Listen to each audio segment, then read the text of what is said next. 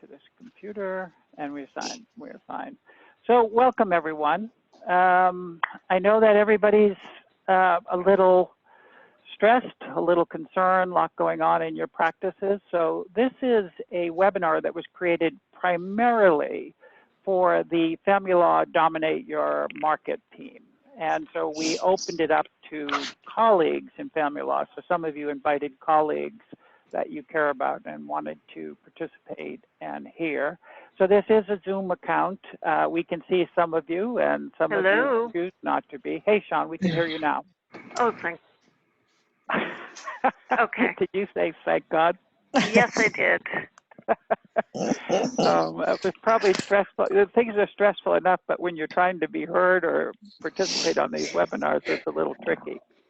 Well, it turns out, at least for my phone, I have to press *6 to unmute.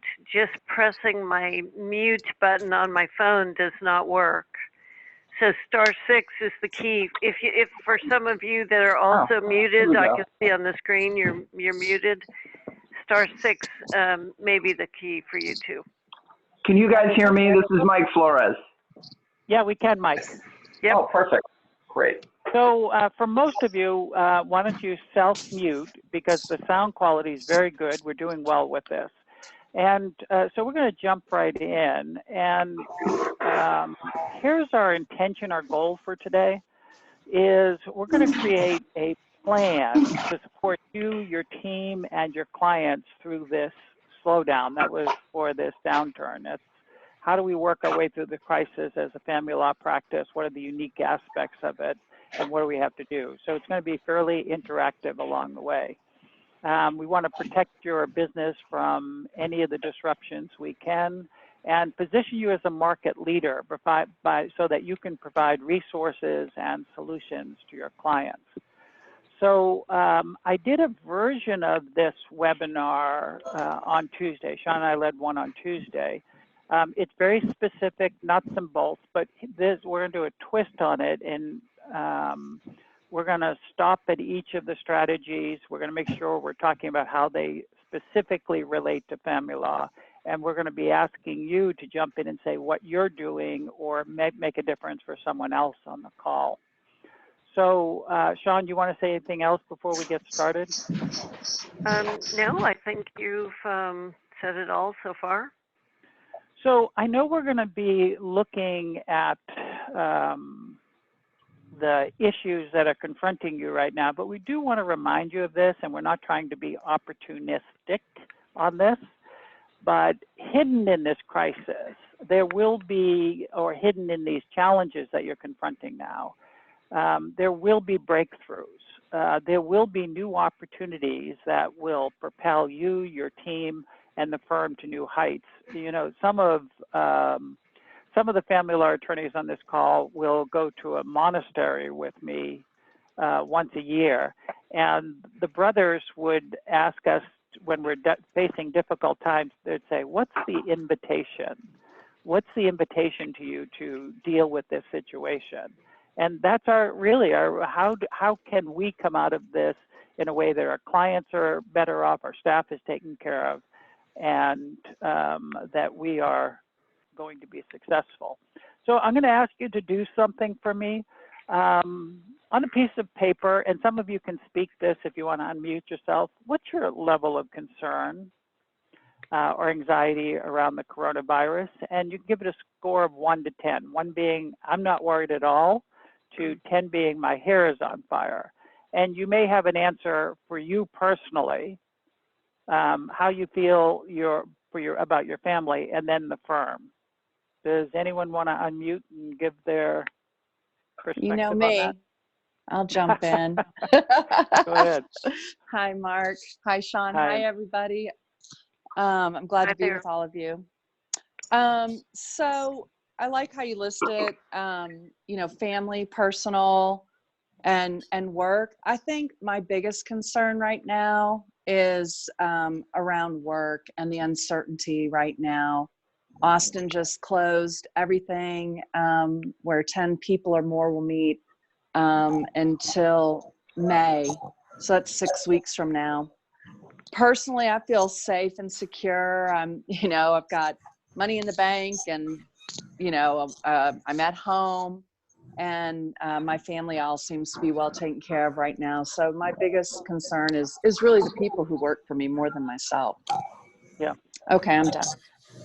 Thank you. This is Ron. I would give it a level 6 or a 7. And it's more along the lines of how long will businesses be interrupted? For lawyers, I think it's easier, but it's our clients that I'm concerned about. Yeah. Anyone else? Thanks, Ron. Thanks, Janet. Janet, your name shows up as Luna, by the way. You're signed in as Luna. I don't know why. That's what I named my my phone in my car. So. Anyone else want to jump in on that? So if you are, we're not. Oh, okay. Was that someone? Hey, Shelley.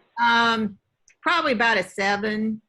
I think financially we're okay, but the phone has totally stopped ringing. Yeah.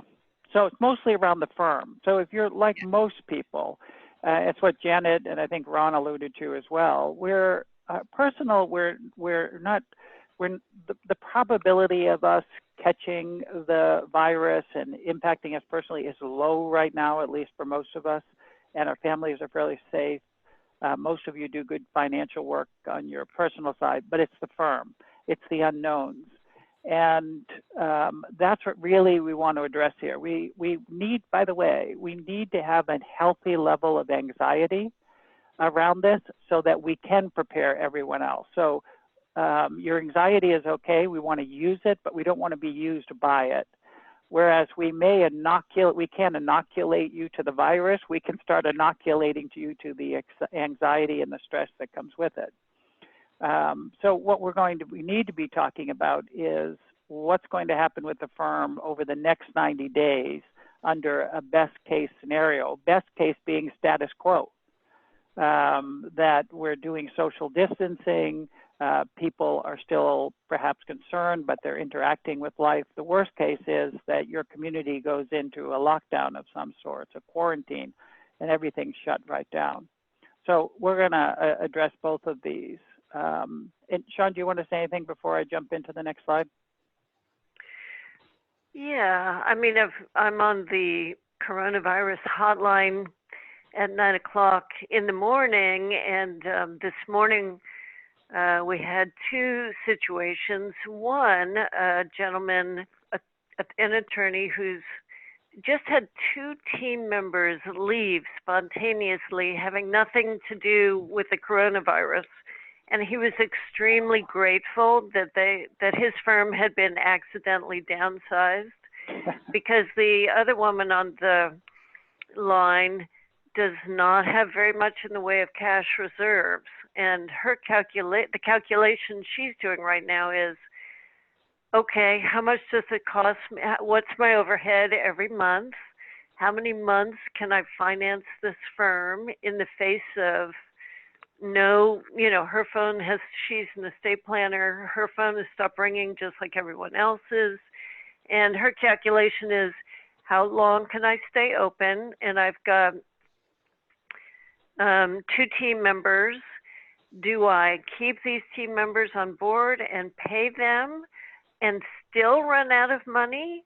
Or do I turn these 2 team members loose right now, put them on the hopefully expanded unemployment program that's being hopefully introduced very soon, park them there so that I can, and just go back to being the pure technician, doing all the work that I can myself on my own, and just stay in touch with those team members. And then if it goes on, she said she could, if she hunkered down, she could last 3 months.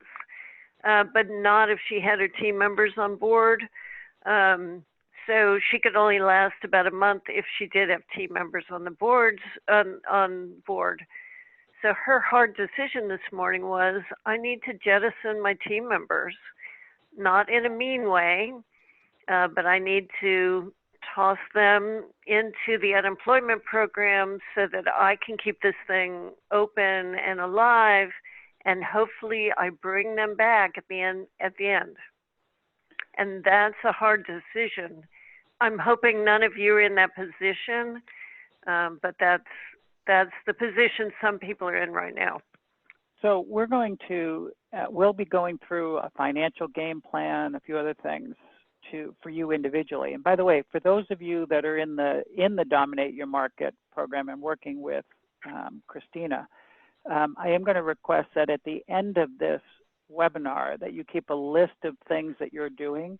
I'd like you to have everybody can do this, but for that group, I need you to email Christina your basic plan out of this call, because we will have a plan. And that's going to reduce the anxiety for everyone. So your leadership is going to matter during this time. Your clients, your team, your referral sources are going to look to you more than ever.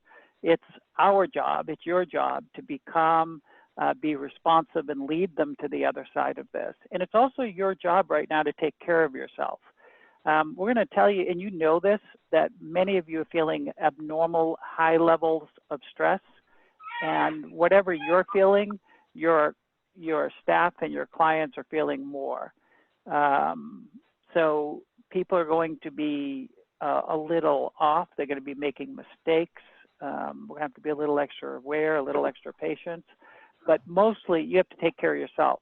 So your gyms might be closed down, but you've got to find a way to exercise. You've got to get some releases for yourself. You've got to take care of yourself during this. We owe it to ourselves so we can be here for everyone else, and they're going to need you. So a couple of things. If we're going to start this process, there's some things that you can control and some things you can't, and we've got to sort of separate our emotions. And for those of you that have read No Ego, we've got to separate the drama from the facts. And you're not going to be able to control whether the schools or the courts or your building you're in, unless you own the building, is closing. We can't control whether the state mandates a quarantine or lockdown or people becoming ill. But we can control our attitude, our anxiety, and our expectations. We can control how our teams work virtually and how well they do that. And we can control your your expenditures, what money you start doing. And we're going to do a lot of work on that on this call.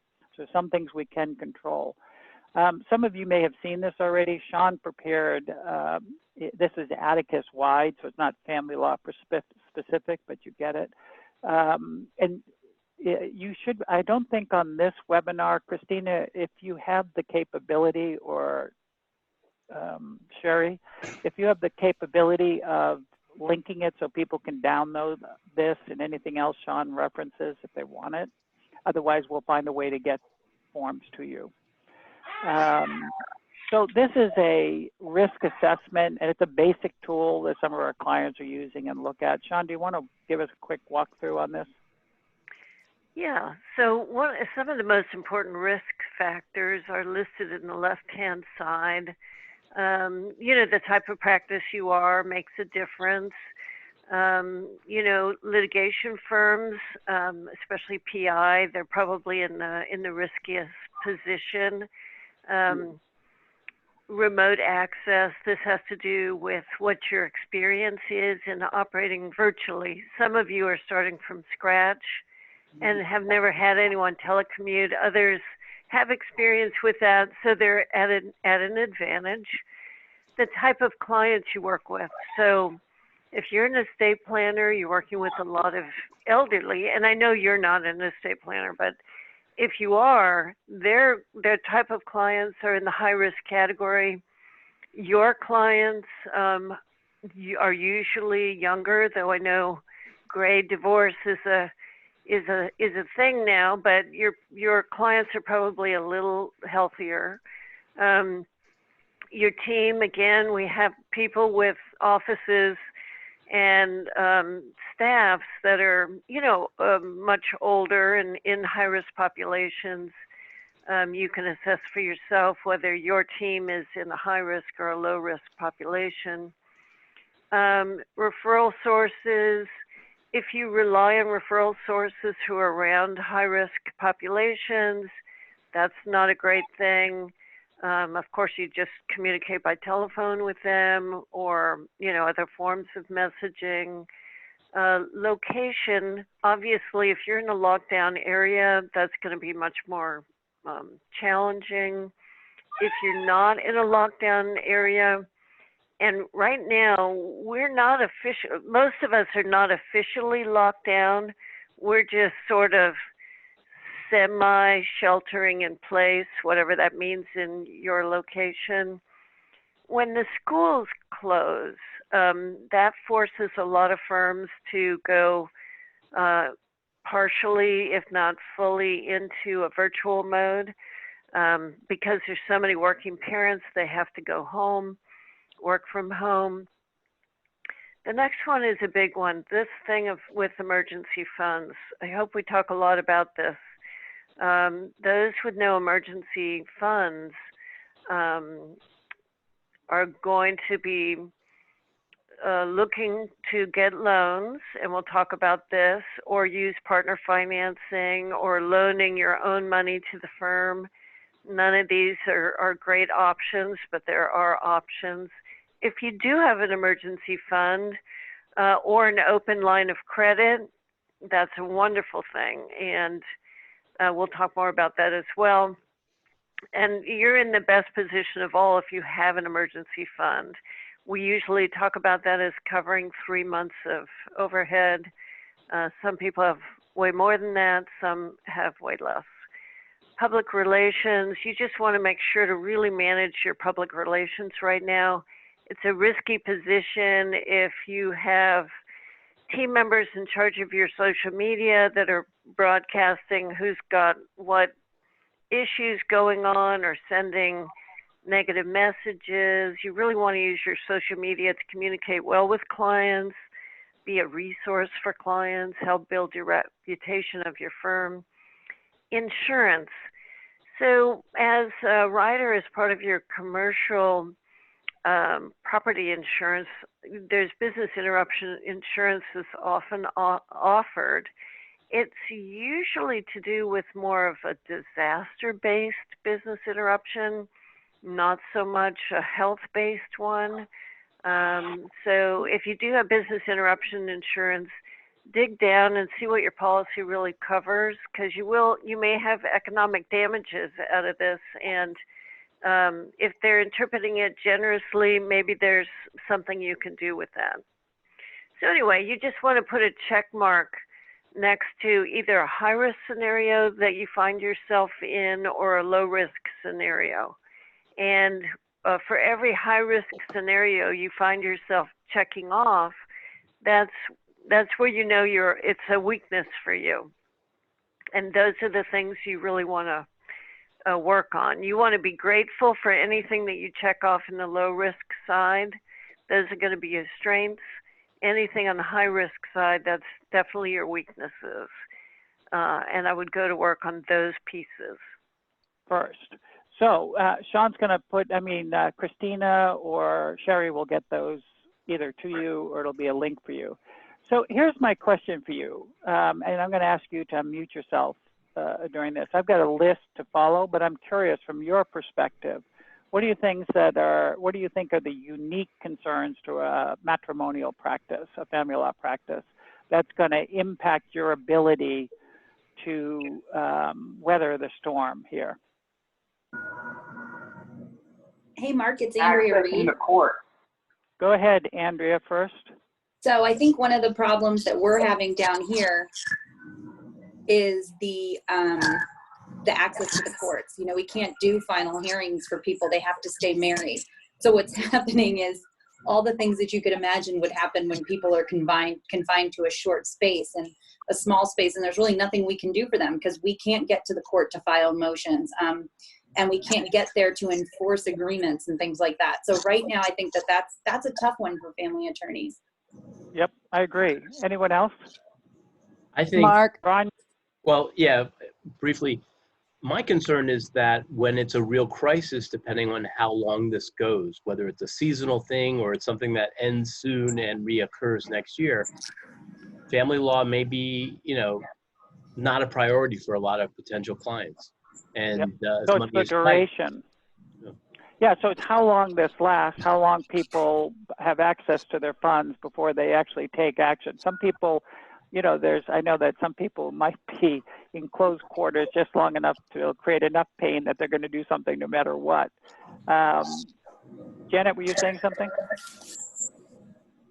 Yes, I think even though I represent wealthy people, I mean, the stock market has, I don't even want to look really at what it's done to my own personal assets, since I don't want to be worrying about it. But, I think that the access that clients will have to cash, or do they really want right now when we have an unknown period of time that this could last? I mean, I heard our president say it could go until August and maybe even longer.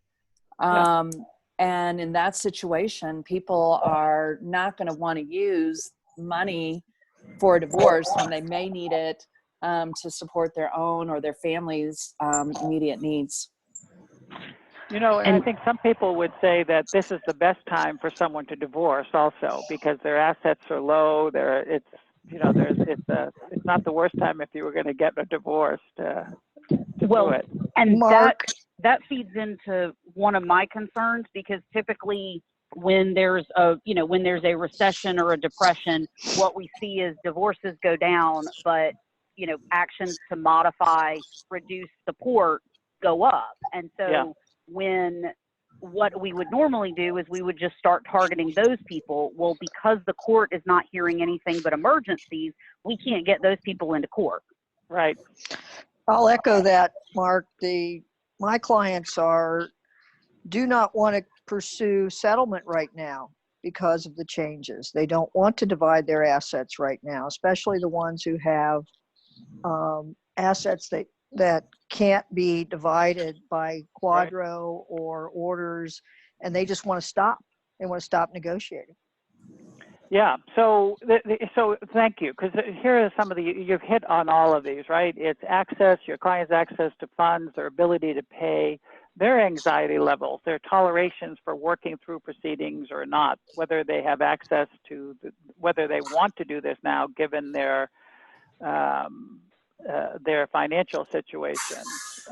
It's your ability to operate virtually. So if you can operate and they do want to do something, it's going to have an impact. If your opposing counsel or the mediators don't have the ability to operate, so you could do well and the opposing counsel not do well, and you could have problems, and the court schedules.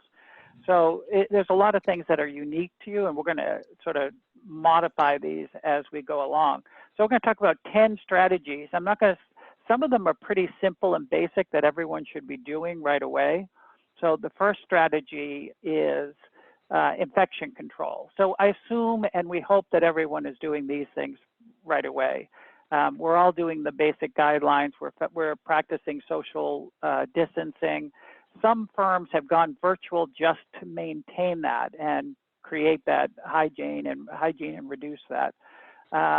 We should be mandating that team members who have any kind of respiratory issues, they're exposed to someone, or they've returned from a trip that might be in a infected zone, they need to self-quarantine and they have to work remotely.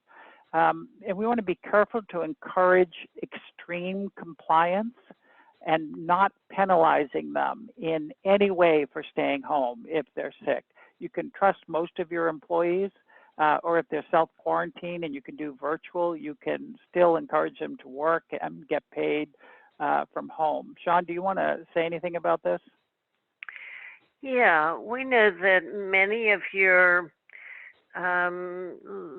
team members are 1 or 2 paychecks away from complete financial disaster. That's just the way many of them live, and you don't want them making the calculation, okay, maybe I don't feel good, but I'm going to go in anyway because my mortgage payments, my car payments, all of it. So you really want to make it easy for them to stay home, and if they're sick and self-quarantine themselves. And, you know, I think that the government is going to kick in here on extending paid sick leave, but you can do your own version in the meantime, because it's a trigger. It will most likely force your whole firm to go virtual if you have somebody showing up that's got the virus. Even if they don't know if they have the virus because of the testing situation, it might force everybody to self-quarantine just to be on the safe side. So you cannot risk that. It's much less expensive to pay additional sick leave and keep them self-quarantining than to shut down your firm before you have to. And when I say shut down the firm, I really mean go virtual. Yeah, and some firms are just going a precautionary measure and going virtual now. They've gone completely virtual already, not because anyone's forced them to. We'll talk about going virtual in a while, but some people have just done it to support this. Anyone doing anything particularly different or concerned or interesting around this? I think this is pretty basic for all of us. Okay, I'm not hearing anything. If you may be muted. Strategy 2, again, this is pretty basic and everybody should have already done this. We need to have a crisis preparedness team. And so for some of you, given your size firms, that's you. Or it might be you and your office manager, it might be you and a key person. But somebody's got to be in control for the firm from a communication perspective and saying, this is what we're doing. Here are the policies. They have to take the time like you're doing here to think through the impact of the crisis on client, staff, cash flow, and operations, make sure we're building that plan. They have to be able to make the call, know the various times when we're going to trigger working virtually and who's going to call that we're going to do it. What's our line of communication? How are we going to stay in communication when we go remote? Are we going to have daily team meetings? Are we going to have daily huddles? How will we manage all of that? So someone's got to be in charge, and it doesn't necessarily have to be you, but often it will be you, or it will, if you have a little bit larger firm, it'll be someone in the firm will take charge. But we need to have someone in charge taking control of the plans. And that's pretty basic. I'm not going to say a lot of that. This next one is important. We have to start a process of educating, informing, and reassuring our staff, our clients, and referral sources. So we're going to talk about this a little bit. So you've got a lot of vehicles. You've got email, social media, blogs, webinars. You've got the phone to stay in communication with your staff, your clients, and referral sources. What we need to communicate is, in all of the communications, is that you're on top of the situation. We're confident that we can get you through this, and your empathy, you have to have empathy for their concerns and their frustrations. I would say on top of that, I would, in any communication you're doing, I would provide them value. So I would be thinking, what's the 3 things that we're going to help you with right now? So for example, I'll give you some law firm examples, but my local pharmacy said, we're doing 3 things to help you. We are delivering your prescriptions free if you don't want to come in. We are video casting your conversations with the pharmacy if you want to talk. And there was a 3rd thing, but they were things that I might value. They weren't telling me all the things they're doing to protect themselves, which is nice. I appreciate that. But they're saying, here are 3 things I can do. So we need to be thinking of the 3 things that we can do for clients and prospects now, we can do for referral sources right now, that we can do for staff and team. And it has to be from their perspective. So any of you that have done work on the story brand or understanding that the client is the hero of the story, they're looking for what you can do to help them. And the focus is not about us. So we could be telling them that we're providing flex hours, remote sign up, e-sign up. We had a firm the other day that is having people come and do drive-in appointments. So they could drive up and they would come out, meet them, they would stay in the car. They're just being creative, and you're going to have to find creative ways. So you're all very good at this, but get your focus on them and figure out what they would value. You could even ask them. Referral sources, the same thing. Your referral sources are going through very similar things that you are. They're businesses, they have the same fears and concerns. So you can do a webinar to help them through this crisis, similar to what this is. You could repost a webinar like this. You could do care packages for them. Their office might be shut down and you have some additional space. You could offer that to them. For your staff and team, provide policies. Sean said it. They're worried about their next paycheck. They're worried about if they're going to have a job. They're worried about how to take care of the clients. So provide policies on sick leave, paid time off, working from home. By the way, a lot of these things have been shared by other clients. The family law attorneys have been very good, and we've posted them on the Atticus Advantage Facebook and LinkedIn. So we're taking anything that you're giving us. So you've got a communication to the clients, a communication to the staff. We're posting that so others can see it and say, oh, that's exactly what I need. So you should be able to find it on Facebook, or you could talk to your resource advisor and they should be able to get it to you, or those of you that are working with a practice advisor like Cami, they can get you that stuff. Work with them on child care where possible.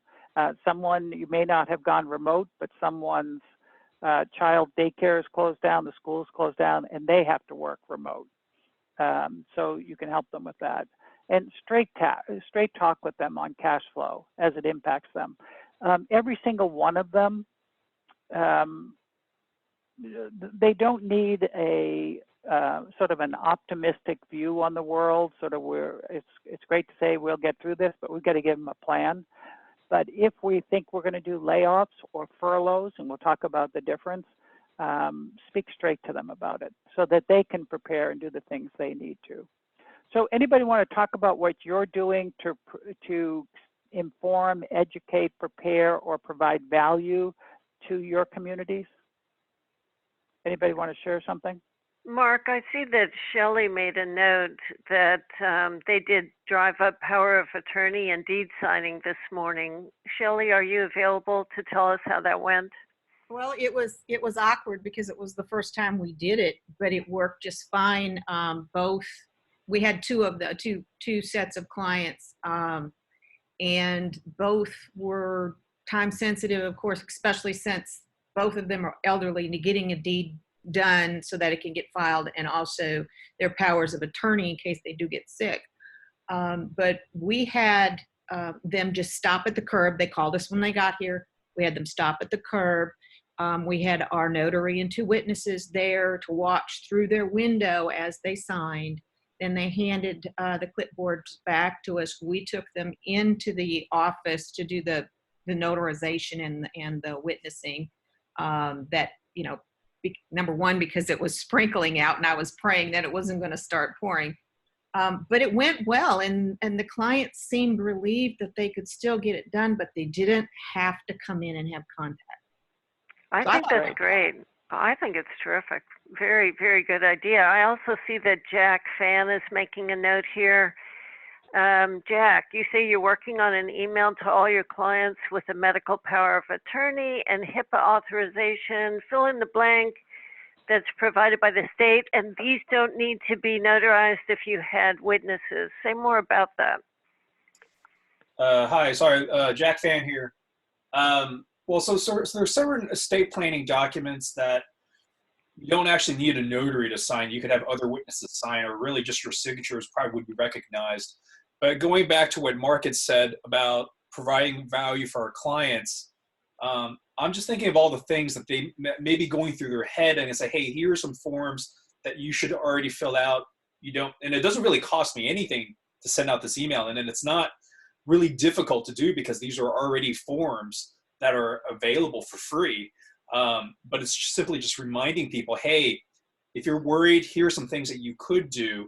And I know that we've been seeing a slew of emails from a lot of vendors and other attorneys about what their responses have been to COVID-19. And I really appreciate Mark's comment, because I think we can go one step further by providing even more substantive value to our clients And that's why I'm thinking about what I can do for them in the meantime. Well, I like this. I think it's very creative. I like it a lot. Thanks for sharing that, Jack. Another thing, as you all were speaking a few minutes ago about how many of your clients are, the two spouses are in, limbo. They've got to wait this thing out. They've got to establish some form of détente while they live together, and if they're living together, or if they're co-parenting. So sending articles, writing blogs about how to be in those situations, how to not escalate the situation when they find themselves, strategies that they can use for co-parenting, either living separately or perhaps they're living together. I mean, I'm sure you have every different circumstance, but sending them ideas, articles, I think would be somewhat helpful. Yeah, so, and Sean, so everyone on this call, just a couple of things. I don't know Sean's schedule, but she's probably able to do it, but I'm going to sort of power through the 10 strategies so that you have them, but I'm not leaving. Sean and I will stay on the call after the hour for those of you that want to ask questions and dig down a little deeper. So we'll stay on to handle any and all questions that you have about your practice. And just a reminder, and I'll give you the information at the end of the call, Sean mentioned it earlier, Atticus has a hotline established every morning at 9 a.m. for people to call in with their current issues or questions or problems. And we have a special, it's at 9 o'clock, which is harder for the West Coast, but we have some other provisions for that. So I'll give you that information at the end of this. And also this webinar, in addition to be recorded, we'll give you a copy of the PowerPoint. So strategy 4, protect your talent. Sean talked a little bit about this earlier. Your team's just a paycheck away, and there's a certain number of them that you want to find a way to protect them. So if you have to sort of start downsizing, and we'll talk about that, you may start to consider no interest loans for them for some period of time. Make sure you're establishing some team or you're able to keep them alert on the economic relief packages that might be available. Speak straight to them about furloughs or layoffs. So Sean, do you want to speak to the difference between furloughing and laying someone off and what it means to them in the firm?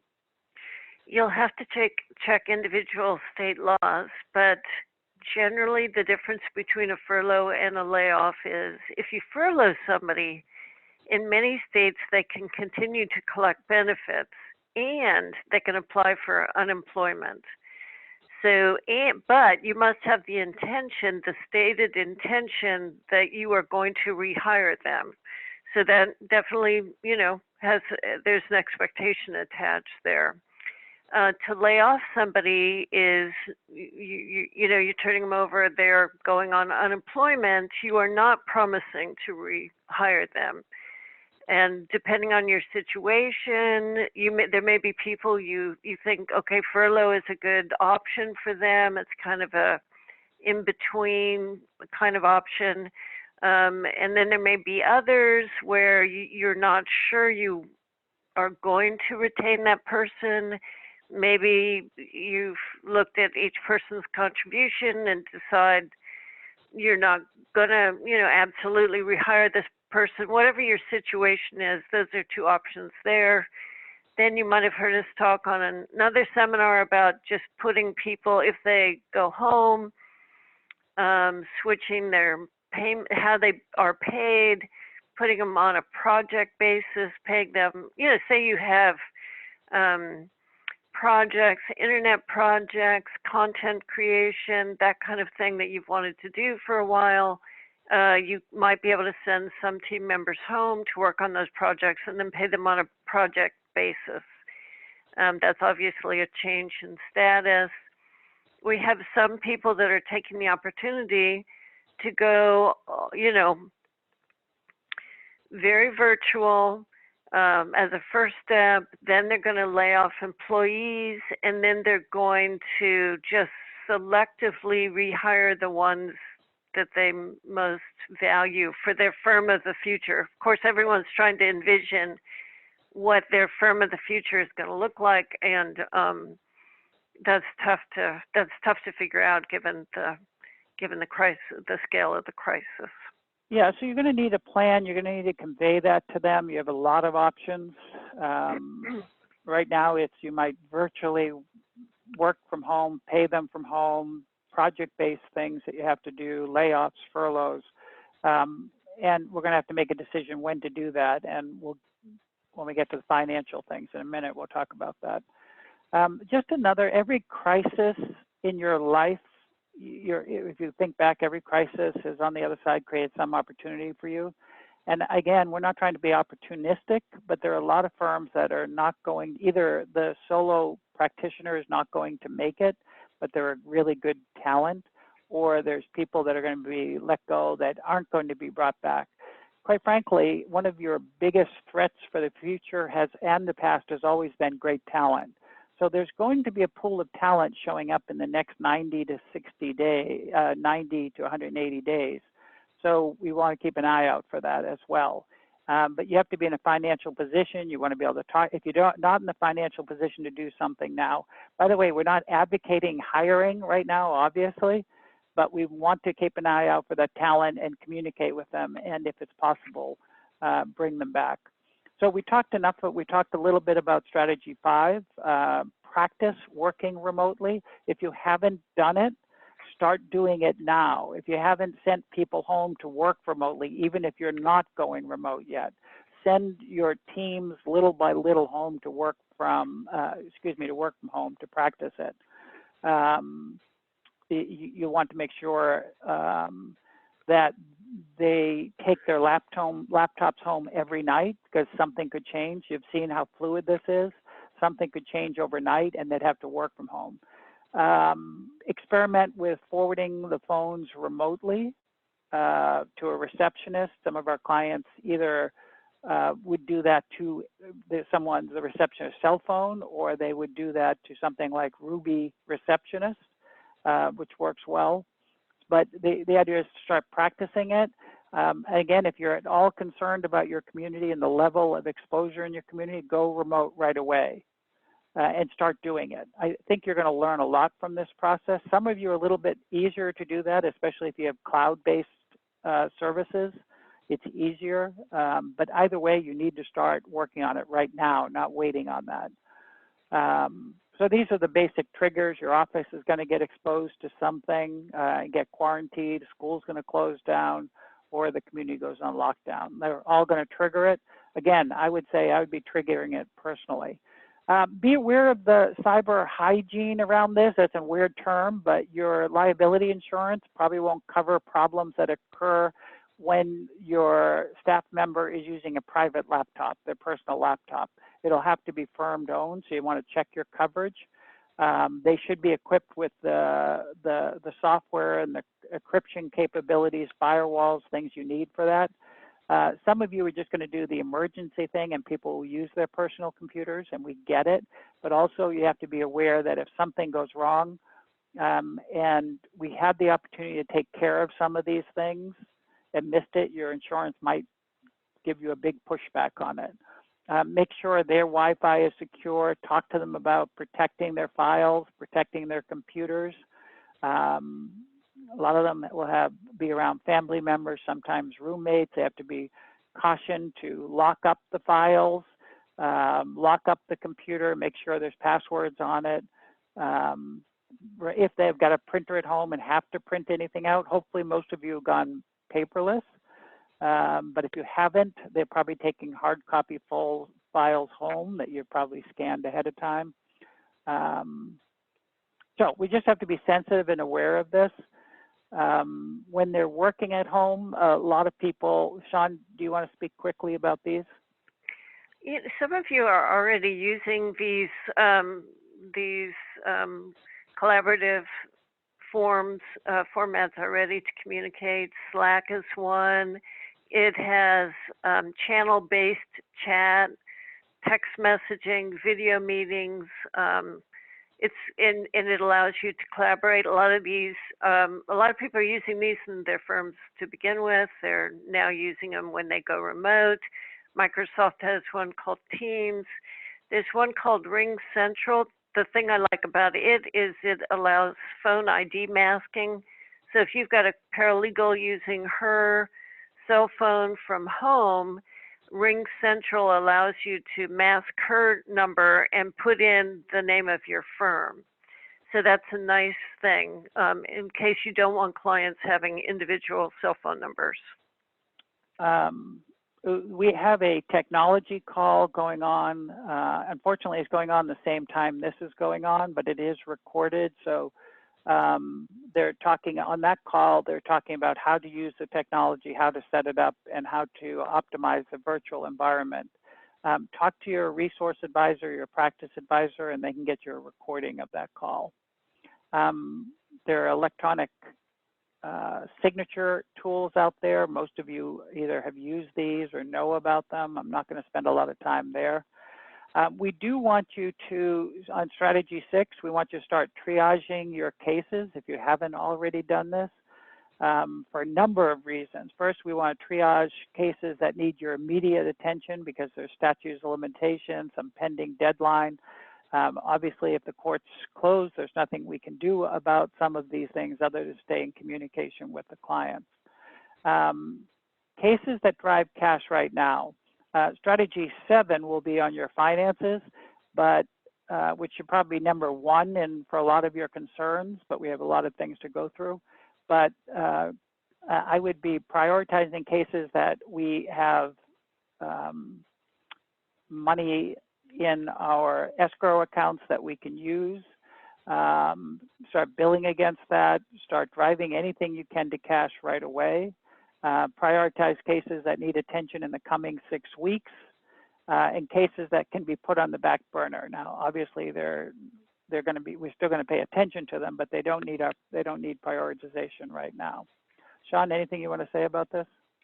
I just want to quickly repeat for Adam the name of the service that has caller ID masking, and that's Ring Central. He texted about that. Okay. So for part of your plan, your preparedness plan, is start triaging cases with your team, especially if they're going to be working remotely. We want to stay in communication what we're working on and what we're not. So strategy 7, this is probably everyone's biggest concern, cash flow and financial concerns. So if it's like any other slowdown that we've had, and this is pretty drastic, we anticipate cash will start tightening up. We know that your intakes are slowing down. We know that clients' ability to pay and wanting to pay are going to slow down. So cash is going to be pretty important to you. So we want to work with our bookkeeper and assess essential and non-essential expenses and start cutting non-essential expenses right now. So there's going to be some travel that won't need to happen. There'll be some CLE that doesn't need to happen. We just need to start working. We're not even waiting on those. Preserve cash, draw down credit lines if you have them.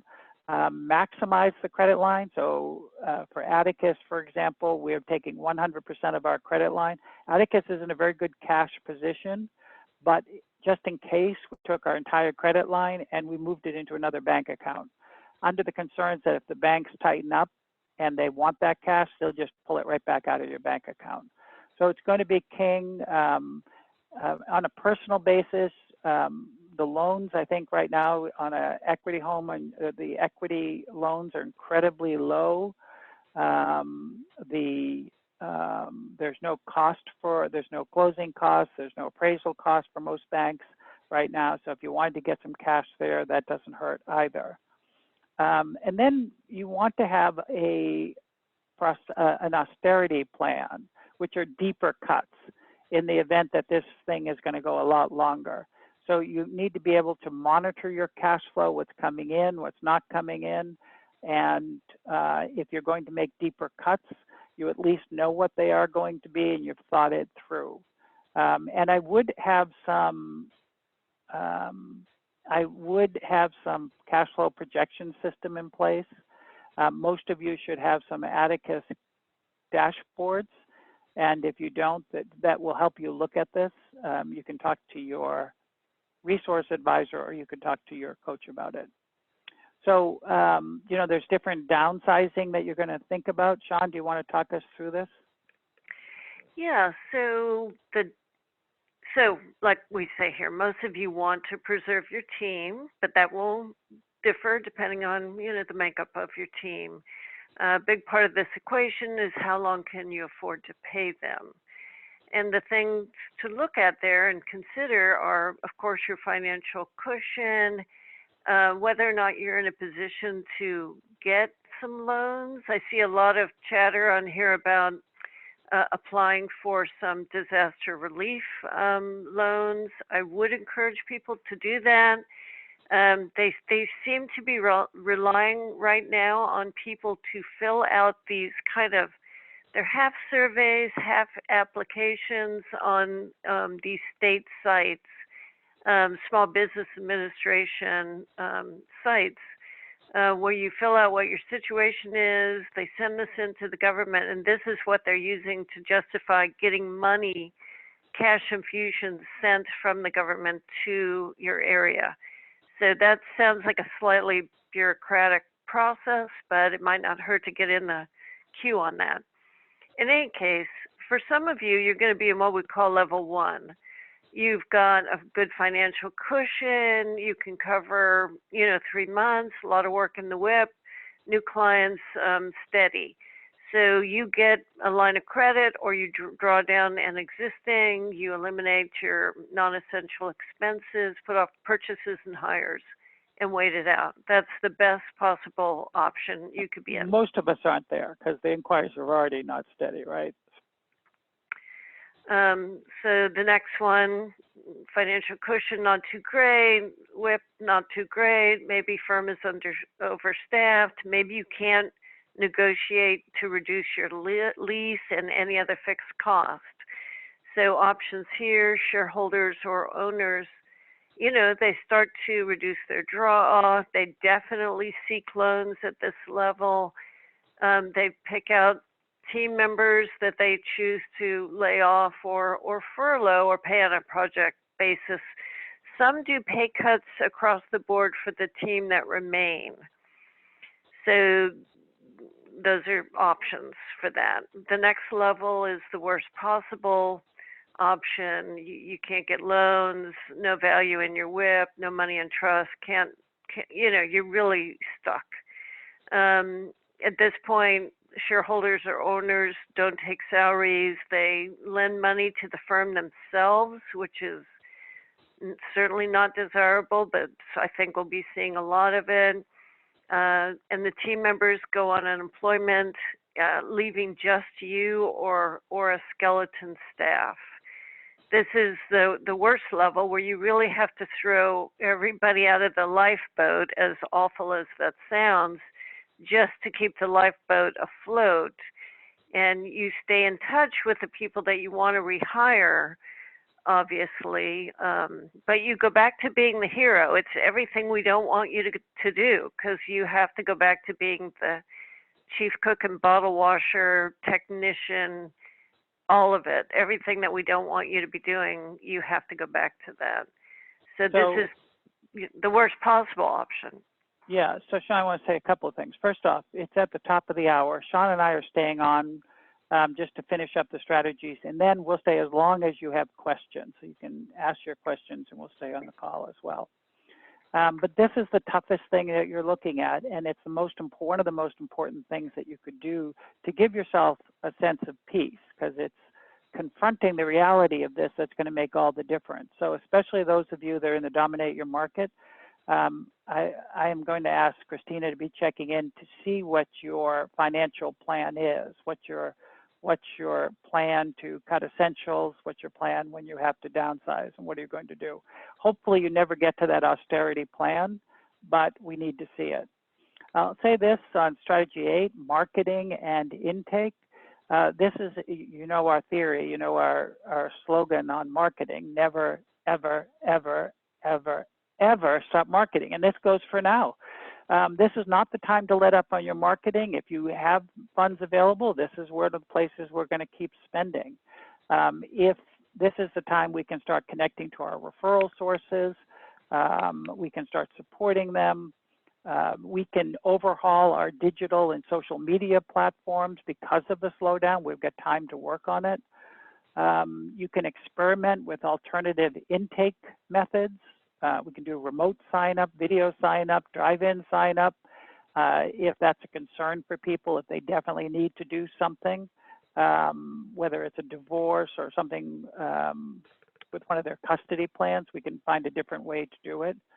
And the other thing in marketing, ensure, Sean referenced this earlier, ensure that your firm has a social media policy. We do not want anyone in the firm joking or posting about anyone sneezing or having a cold or anything to do with joking around about this, because people are taking it very, very serious. Some ideas that you can do for your marketing, other than, and I'm a big proponent right now of shoring up your infrastructure. Your competition won't be doing this. They won't be thinking about it. So this is the time to start shoring up. We know that there's going to be some pent-up demand, and when that demand comes through, you've got to be ready, healthy, and top of mind when that pent-up demand comes through. I'll talk about that in a second, but check in on your best contacts. You can email them. You can do office calls with them, drive time calls. So you're driving home, you have a list of people to check in, make sure they're okay, whether they're clients who need a lot of hand-holding or they're your referral sources. Increase your activity on social media, LinkedIn, especially LinkedIn, because that's mostly where your business people and your referral sources are connecting. You may start co-authoring articles with referral sources on the issue of the economic slowdown, the coronavirus, and how it's impacting your joint clients. And you can get that out to your clients. The thing we don't want to do during this crisis is freeze. We want to stay in gear. We want to stay focused on this stuff. Facilitate a webinar.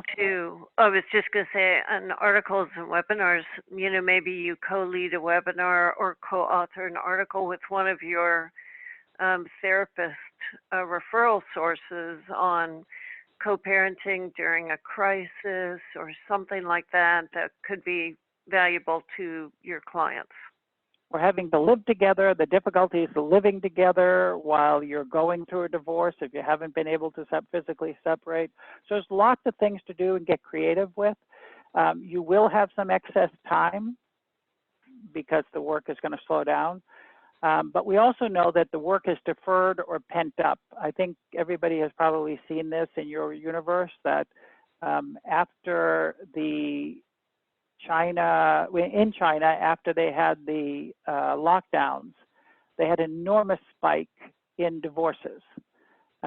So you can probably see why that would happen, and it's probably going to happen here.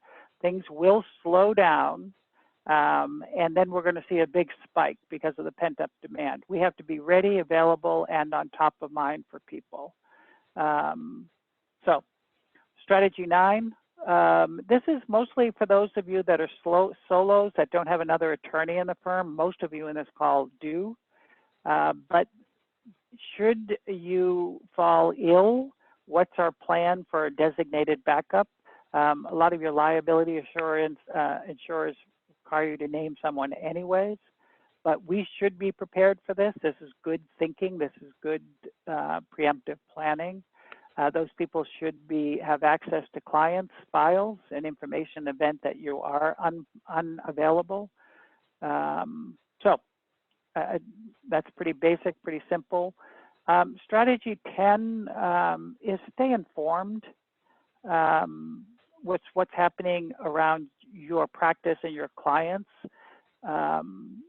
Atticus you're seeing it probably on some other websites, but Atticus is Facebook, LinkedIn, Twitter is sharing our community information. There's a coronavirus preparedness hotline. It's run daily at 9 o'clock Eastern time. The dial-in number is there, and the access code. Christina, you can write that down. Christina will find a way for us to make sure this is publicized for you. If you're on the West Coast, your RA, you can always talk to your RA and they'll schedule a call for you to talk to someone to deal with a particular issue. This is for you and your team when you're confronting something right away and you want to get some support. And that's running daily. There's some issue-specific response webinars and plans for you. So today, while we're doing this, there's a technology one going on. That's being recorded. Your RA or coach can send it to you. We're going to do one just on marketing, protecting your pipeline and preparing for the deferred demand. We didn't have a lot of time here, but we'll do it for Atticus wide, and that'll be March 24th. I think the webinar information's already been published. And we're going to do a much more detailed, I think Sean and Steve Riley are going to do a much more detailed one on preserving cash flow in the slowdown. We already talked about that. Oh, for the Dominate Your Market group, just as a heads up, your April 16 and 17 meeting is happening. It's just going to be a virtual session. So we know that right now we have to deal with adjusting to this emergency, but come April, we need to assess where the firm is going for the rest of the year, and we'll have more information by then. Right now, as of today, your July meeting is still a go, but we'll monitor that, and that's probably very questionable. And we are scheduled to meet in October along with the ABA Family Law section, but we're meeting a day early from that. And who knows if that's going on. So we'll have to stay abreast on all of these things. I will say one thing about the November summit, and hopefully everything's cleared and we can all be back in each other's presence. But for those of you that are familiar with the monastery, Brother Curtis is going to be one of the speakers. So Sean and I piled through a lot of stuff. My DYM group, I would like you to stay in communication with Christina and communicate your preparedness plan and make sure that if we're getting any issues or concerns, we're addressing them. So with that, Sean and I are going to stay on just to answer your questions, or if you have comments that you want to talk about that you're doing that would make a difference for others. So either Sean or Christina, you may see hands raised, or people are willing, as you need to, just jump in and unmute.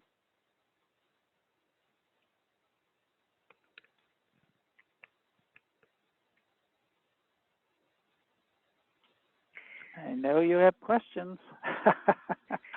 So, Mark, I'm seeing a message from Leanne, and she's saying that she drew her credit line of credit down to 0, but she didn't transfer the money to another bank. She put it in her operating account, and she wants input on that as to whether or not that was a smart idea. So from my perspective, yeah, if it's with the same bank, I don't know. Someone may have more information. When a bank withdraws or tightens their cash and withdraws their credit lines, if you haven't pulled it, they won't allow you to pull it because they've closed it down. And sometimes, if they have access to the accounts, they can pull that money back. So if it's with the same bank, I don't know if you've just moved it into a different account, whether they can get it or not. We've gone the safe route, and we've moved it into a separate account, just a separate bank, just in case. So that's just an extra precaution. I think you're okay, but it's an extra precaution.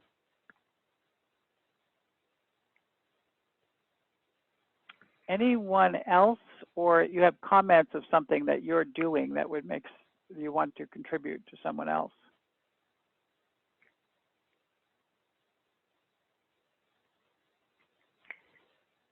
Mark, there's a little bit of a discussion with a couple of people who were reducing retainers to make it easier for people. So a little bit of a discussion going on behind the scenes here about reducing rates, reducing retainers. You know, people just trying to lower the barriers for people in this time right now. So normally we wouldn't say to do that, but these are not normal times. So I'd say if, you feel like you want to experiment with it, that's probably okay. It is probably okay, but that comes with a warning, right? We know that we're going into, we're already tight. Our team is stressed. We don't have a lot of reserves.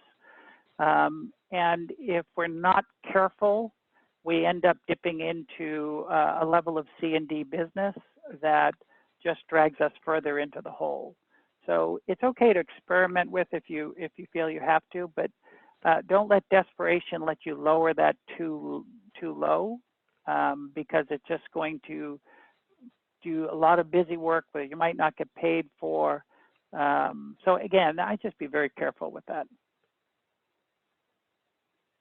I'm not a big fan of that part. I know the instinct is to go there.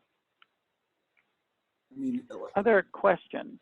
I mean, Mark, let me chime in just on that. It's like one of the things that came up yesterday was I looked at a case that normally I would have said just hell no, because it was like a C-. I know the client, I know it would be difficult and everything like that.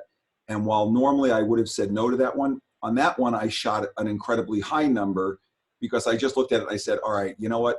Maybe I can put up with the C-level business, a difficult client. It's a dog's breakfast of a case. But if it's front loaded fully on fees, that might be worth playing with in this kind of time. But I don't know that I would really just go for the C&D cases at low retainers. That may be the only thing I would offer.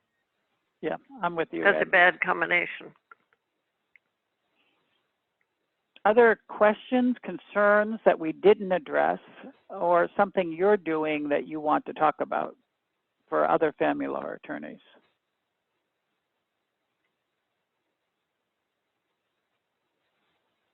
So Christina and Sean, are you seeing anything? Because I can't see the message board. But other than that, I don't want to hold you guys up if we're not.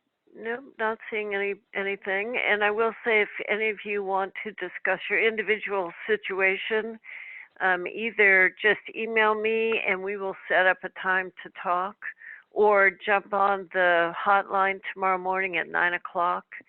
And we can talk about your individual situation and whatever you're wrestling with regard to team members, especially. And those are going to be your big issues. It's going to be money, team members, and marketing. I think you're going to need to stay focused on marketing, and it's going to be tough. I think you're going to find yourself getting through this week and next week, just in a reaction mode, trying to deal with things. And then the reality is going to step in that we've got to be doing something proactively to get ready and take us through this. But I think for most of you, if you can put a plan together and write it out and talk it through with someone, you're going to feel a lot less anxious. You're going to communicate with less anxiety, and you're going to be able to make a difference for people like you always have. So with that, Sean, if I'm not seeing any questions, everyone, I'm going to head and close the call. Christina, anything you need to say?